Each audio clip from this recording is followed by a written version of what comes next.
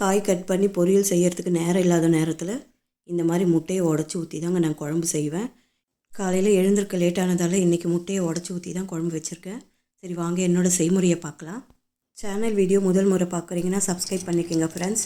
அதுக்கு ஒரு கடாயில் ஆயில் சேர்த்துட்டு கடுகு உளுந்து 1/2 ஸ்பூன் சீரகம் 3 பச்சை மிளகாய் 10 பல்லு பூண்டையும் சேர்த்து வதக்கிக்கிறேன்.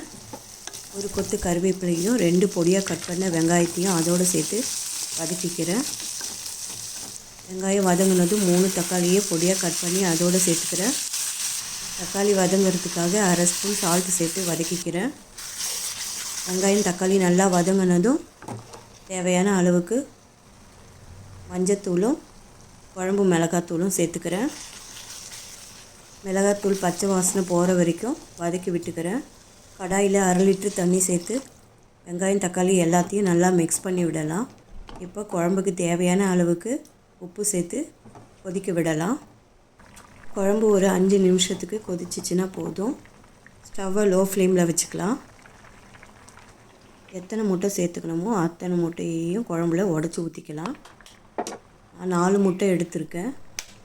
முட்டையை உடச்சி ஊற்றும்போது ஒரே இடமா ஊற்றணும், கலங்கிடாமல் ஒரே இடமா ஊற்றணும்.